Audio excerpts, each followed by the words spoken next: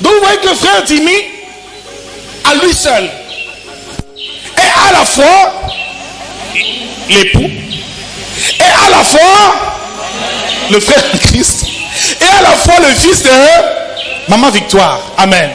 Est-ce qu'on peut applaudir très fort? C'est bon, frère. Voilà tout simplement ce que cela veut dire. C'est que Dieu a ces trois natures qu'il habite. Et ces trois représentations. Donc ce qui veut dire que Dieu aussi est en trois dit. Et il a créé l'homme à son image et à ses ressemblances. L'homme aussi est en trois dimensions. L'homme est quoi? Esprit.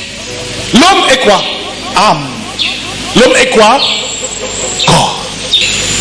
Si tu enlèves l'esprit d'un homme, il ne vit plus. C'est un corps inerte.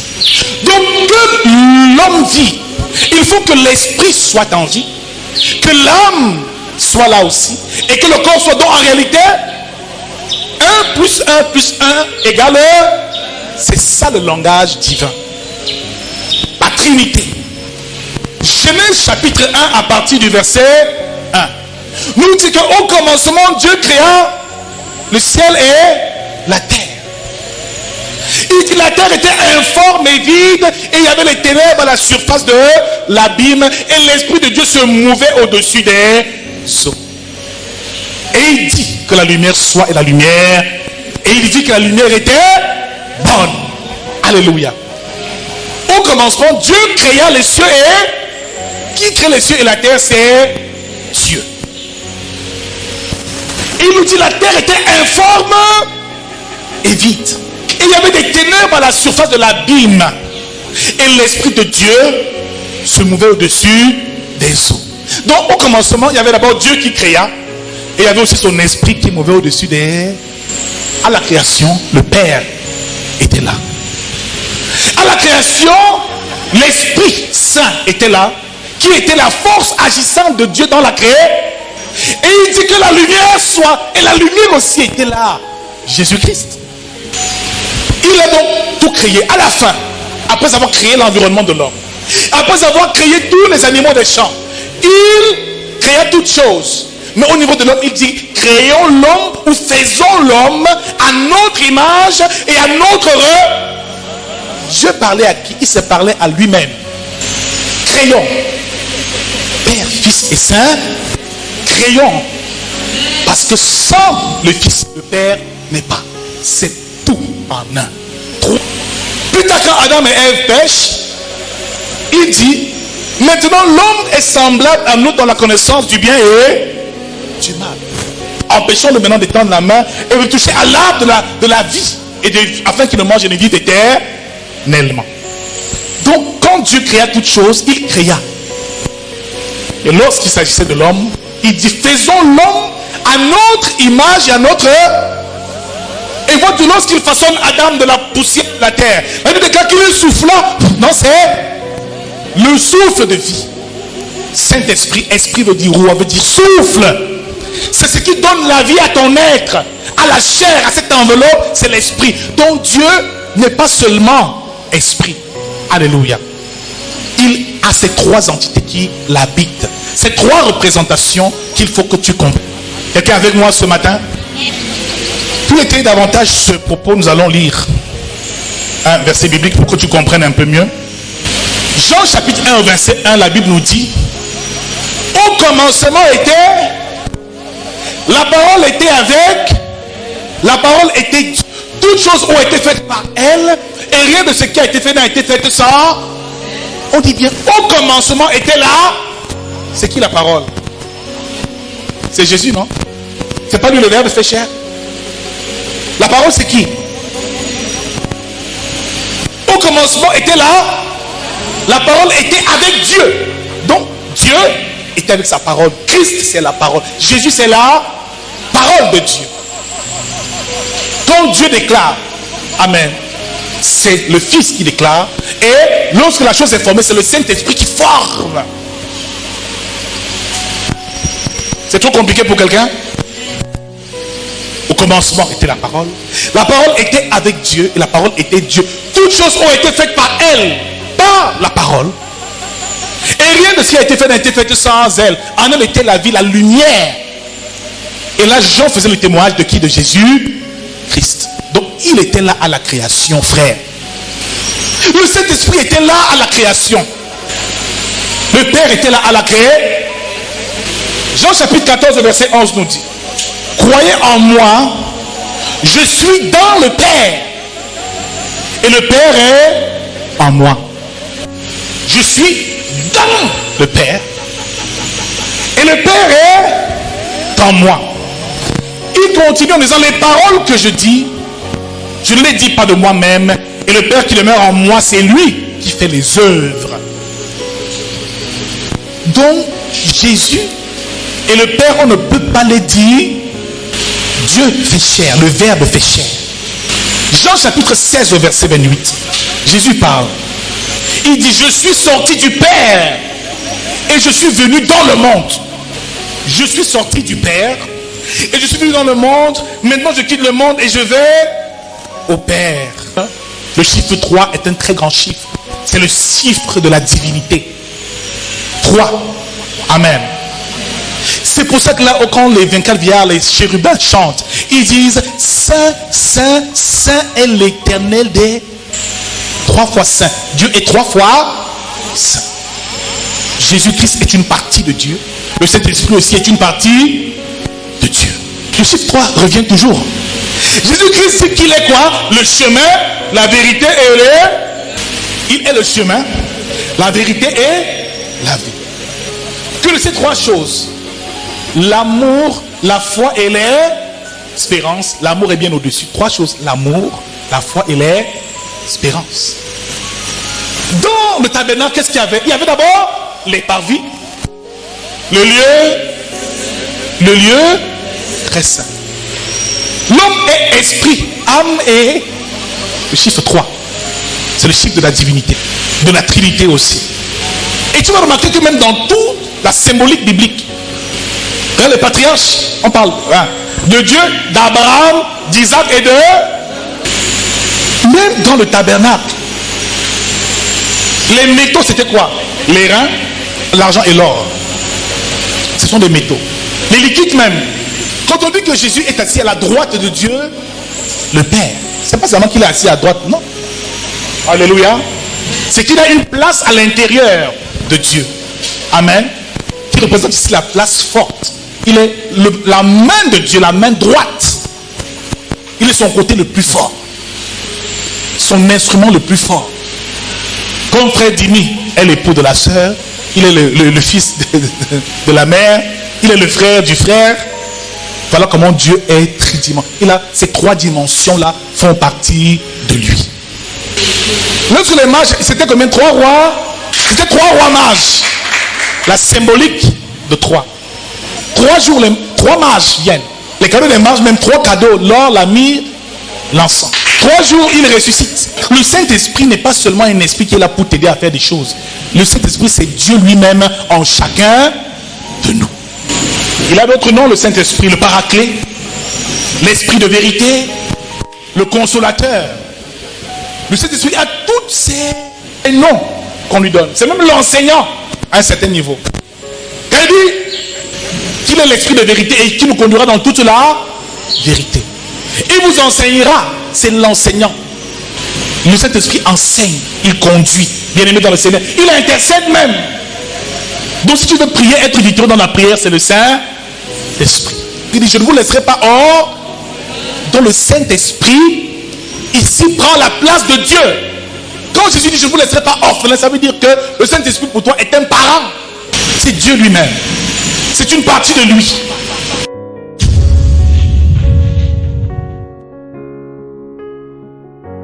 C'est donc l'Esprit de vérité. Il témoigne de la vérité. Il nous conduit dans la vérité. Ce qui veut dire que le Saint-Esprit, quand on parle ici de vérité, ça veut dire le Saint-Esprit nous révèle la réelle connaissance de qui est le Père et de qui est le Fils. Tu ne peux pas avoir la révélation de Jésus-Christ sans le Saint-Esprit, c'est impossible. Tu ne peux pas connaître la vérité de la parole de Dieu sans le Saint-Esprit. La vérité nous parle aussi de l'enseignement. Le Saint-Esprit aussi est un enseignant. Il enseigne. Alléluia. c'est un enseignant qui nous connaîtra dans la vérité. La vérité, qui est la parole de Dieu. Ce qui veut dire qu'il y a donc deux dimensions de la vérité. La vérité écrite, ou la parole écrite, mais aussi la vérité révélée par le Saint-Esprit, ou la parole révélée par le Saint-Esprit. Nous avons donc deux enseignants, la parole de Dieu, on appelle ça le Logos, mais il y a aussi le Réma, qui est donc la parole révélée de Dieu par son esprit. Jean chapitre 7 au verset 15. Les Juifs étaient étonnés ou s'étonnèrent et demandaient, mais comment connaît-il les Écritures, lui qui n'a point étudié? Les Juifs demandaient, comment Jésus connaît-il les Écritures, lui qui n'a point étudié?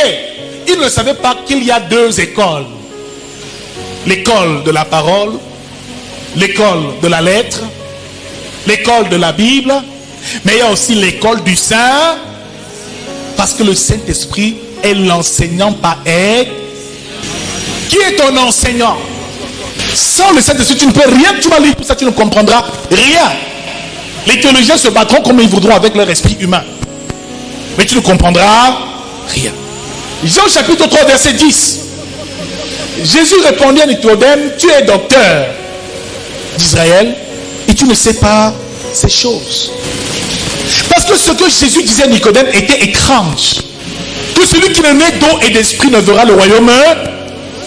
Nicodème dit, pas-t-il que j'entre encore dans le ventre de ma mère? Nicodème était un pharisien. Nicodème était un religieux. La religion a détruit la communion avec le Saint-Esprit. Parce que la religion ne te rend pas libre d'adorer le Père en esprit et en vérité. La religion t'enferme, t'embrigade. La religion est pleine de traditions humaines, de coutumes d'hommes. C'est pour ça qu'ils voyaient Jésus et ils étaient perdus. Comment mangent-ils sans s'être purifiés? Ah, c'était un impur. Alors, Jésus leur dit non. Ce n'est pas ce qui entre dans la bouche de l'homme qui souille l'homme, mais c'est ce qui en sort qui souille l'homme. Il dit à Jésus, comment peux-tu guérir le jour du sabbat? Jésus dit non. Mais est-il interdit de faire du bien le jour du le Fils de l'homme est donc maître du sabbat? Ils disent blasphème parce qu'ils sont attachés à un livre. Bon, certains peuvent te tuer à cause de la révélation, à cause de la Bible, de ce qu'ils ont appris dans leur église. Ils peuvent te crucifier parce qu'ils n'ont pas la révélation de l'esprit. Ils sont religieux, ils n'ont que leur doctrine, c'est que la religion leur a inculqué. La religion te façonne, la religion te conditionne, te donne certaines habitudes. Il fallait se purifier avant d'entrer même au temple de Jérusalem. Mais Jésus dit non, je n'ai pas besoin de le faire. La pureté, c'est dans le cœur. À quoi sert de purifier, de blanchir l'extérieur quand l'intérieur est souillé? Il disait, pharisien hypocrite. La Bible ne dit-elle pas que là où est l'esprit du Seigneur, là est la liberté. La liberté commence lorsque tu commences à manifester les dons du Saint-Esprit. La liberté commence dès l'instant où tu commences à marcher par l'esprit.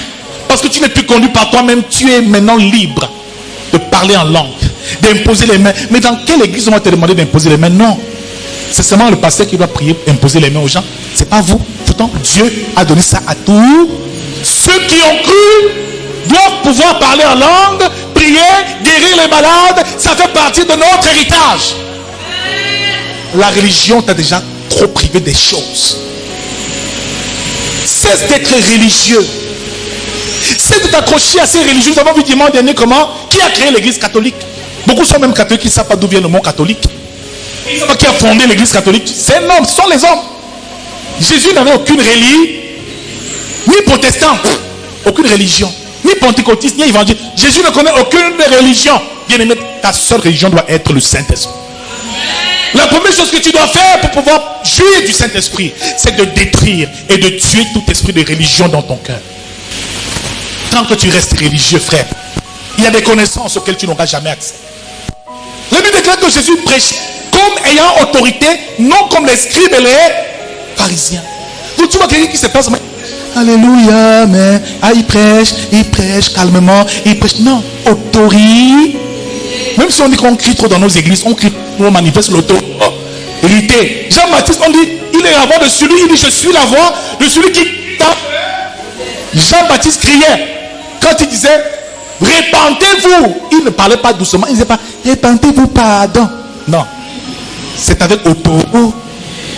Même quand tu prêches, c'est avec autorité. Tu chasses un démon avec autorité. Ne parle pas avoir pas dans ton cœur. Tout le monde église, tout le monde est comme ça. Il n'y a même pas un seul petit bruit. Frère, il y a un problème. On le sait qu'il est descendu. C'était un vent, un souffle, un vent impétueux, comme le tonnerre qui grondait. Mais la religion nous empêche de vivre le surnaturel. Il y a des églises où tu dis, parce que j'ai eu une vision. Une quoi? C'est derrière la sorcellerie que tu es en train de commencer. Reste tranquille, va t'asseoir à la place là-bas. Ton rôle n'est pas de faire ce genre de choses. Viens seulement écouter la parole. Écoute juste la parole. Et tais-toi.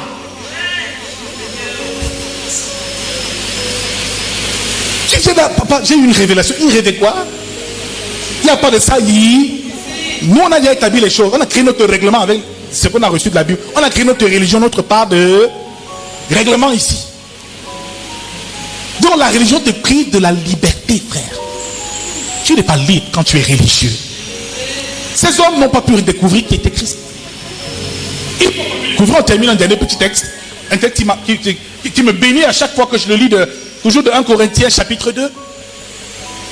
À partir même du verset 4. Toujours l'apôtre Paul qui parle, il dit, et ma parole et ma prédication ne reposent pas sur les discours persuasifs de la sagesse, mais sur une démonstration d'esprit et de puissance.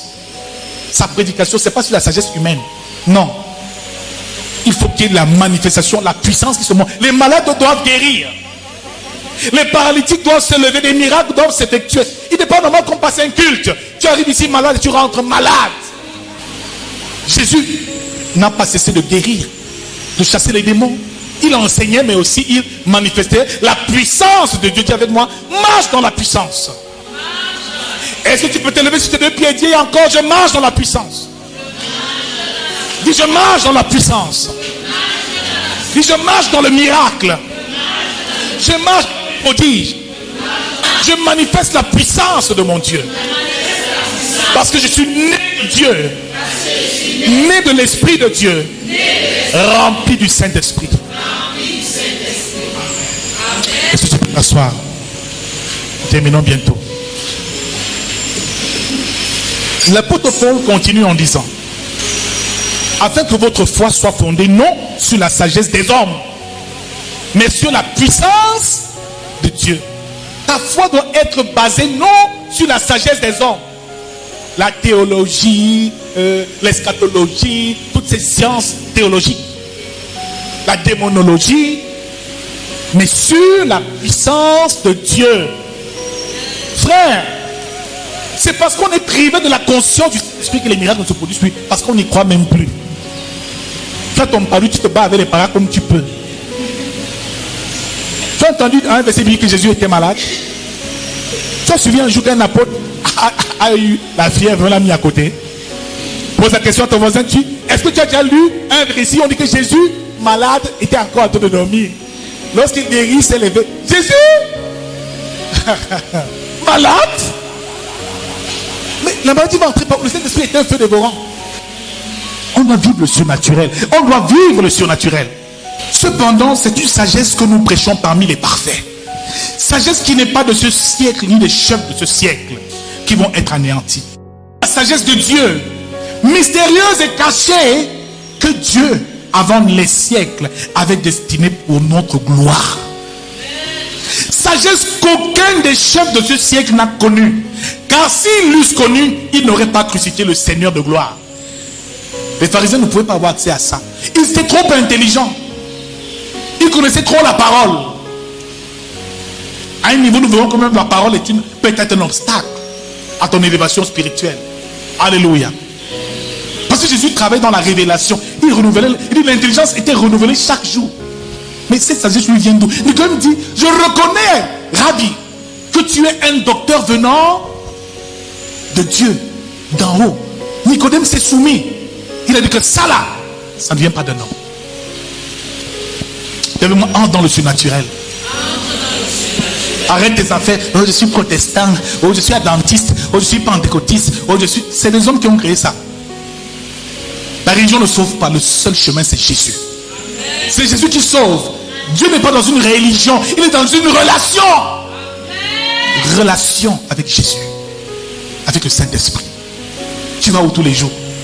Alléluia, amen. Tu rentres. Alléluia, amen. Tu n'as toi-même aucune relation spirituelle avec Dieu. Voilà ce que la religion a détruit. Nous verrons encore plus. Dimanche prochain, on termine, il dit. Mais comme il est écrit, ce sont des choses que l'œil n'a point vues, que l'oreille n'a point entendues, et qui ne sont point montées au cœur de l'homme. Des choses que Dieu a préparées pour ceux qui l'aiment. Dieu nous a révélées par l'Esprit. Dieu nous a révélées, nous les a révélées par l'Esprit. Car l'Esprit sonde tout, même les profondeurs de Dieu. Frère, si tu n'as pas l'Esprit, tu n'as rien. Alléluia. Nous allons prier pour que le Saint-Esprit nous visite.